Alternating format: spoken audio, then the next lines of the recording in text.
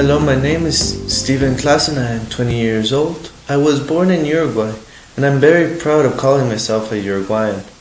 I came from a missionary family that their main work is in Uruguay.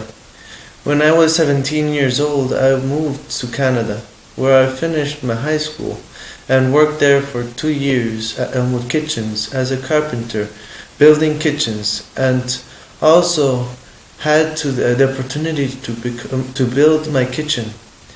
Something that characterizes me is my passion for soccer, but in the last 2 years, God has changed my life completely, where my passion went from loving soccer to loving people and helping people to get to know God and to serve God in everything I can.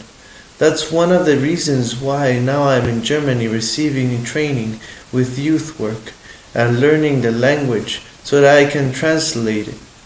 And then I'll go to Uruguay as a missionary to fight for my people and share with them my faith and God's love.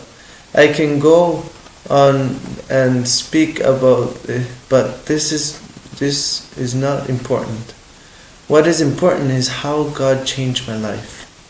Growing up in Uruguay in my first 17 years as part of a missionary family had its challenges. At church I was judged, and people expected me to be like my dad, a perfect Christian. In school, being an outsider, a son of a missionary, gave room for abundant bullying from schoolmates, and it seemed to me that the teachers did not like me. Even if I asked my parents to move me to another school, the pressure was so great. My parents decided against it since it was a good educational school institute with a Christian orientation. Due to frustration, I had thoughts of suicide. One morning I was very sad and very crying a lot when something from above came and overcame me and filled me up, making me feel whole again. And not alone, it was God who was comforting me. That was the time I decided to follow Jesus with my whole heart.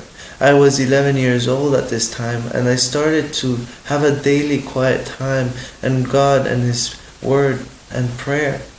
As time went on, I lost some of my closeness with God. When our family moved to Canada, I was 17, and some challenging things confronted me. I had to adapt to a new culture, improve my English, making new friends, and live with my grandparents, and it was not easy. I was facing two realities of life. One was my grandparents. Parents would preach at me every day, every time they could. They had a chance, and I felt judged by them. And the second reality was that I met lots of Spanish people through soccer who invited me to drink, have sex, drugs, but I've had my beliefs, so I was firm in my decisions. I love playing soccer. One of my dreams of playing professional was shut down when I hurt playing soccer, tearing my ACL and meniscus, finishing up with 2 surgeries. This meant no more soccer for a while, and this was really hard. Thanks to those injuries though, God brought me back to fellowship. I was becoming proud, arrogant, and selfish. Trying to please my friends made me compromise my faith and values. It was on a holiday trip I went to Cuba with my friends. I had thought at this time I could prove to them I could be like them, think like them, act like them. Praise God, when I got to Cuba, nothing of that happened because God put a person there to stop me of doing any sin. But a week after my trip, I had a soccer game. But like I say, every bad decision has its consequences. When I got back from that trip, on the Friday I had a soccer game, I stepped on the ball and fell. When I got up, my knee cracked. I went to the doctors and asked what was going on, what happened, but they said it's nothing. It will heal. Don't worry, nothing happened to you. 1.5 months later, I started to play again. During that time, I met a girl who I really liked, and she invited me to go to this youth group. And I went for the wrong reasons.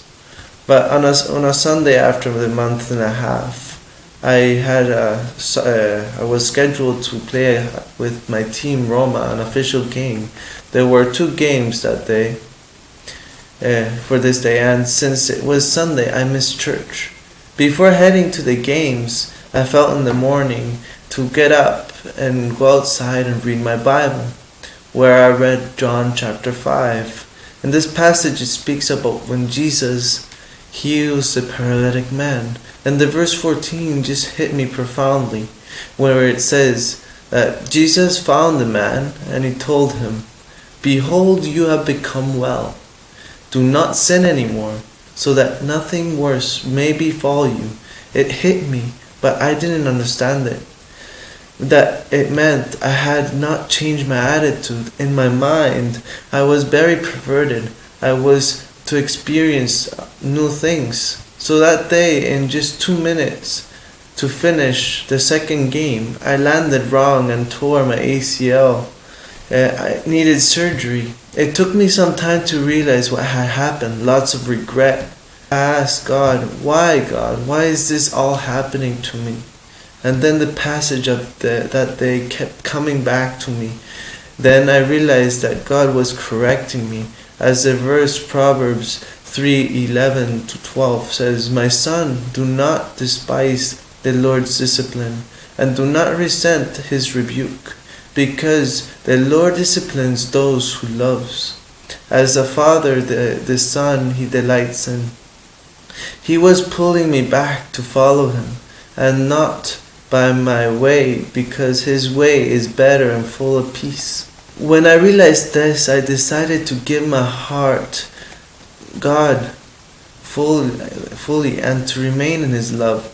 At this time, I started to look and search for God. I started changing ways where I stopped going to the youth group because of the girl. But I started to go because I wanted to know about God.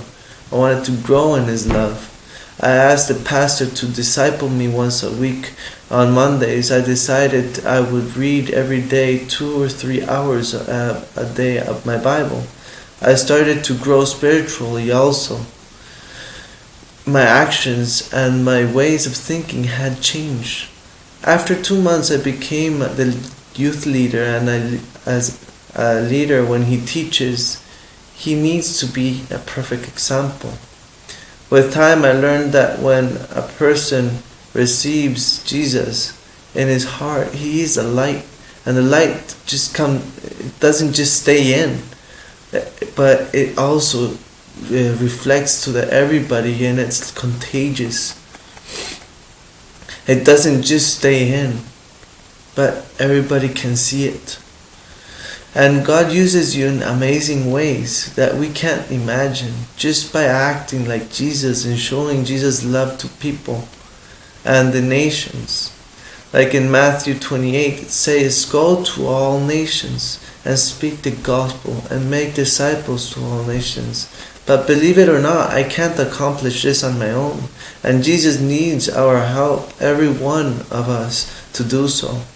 Let's look in Corinthians 12:27. We are all one team, one organism, one in Jesus Christ. Just like a soccer team has victory when all the players are playing. But when 2 players are missing, it is so much harder to have victory. We all have different talents, gifts, and defects. But accepting us one to another, the way we are working together as a team, we will be the best team the world has seen to reach out to all nations, making disciples of Jesus. Let your will be done in earth like it is done in heaven. God bless you, and have a good day.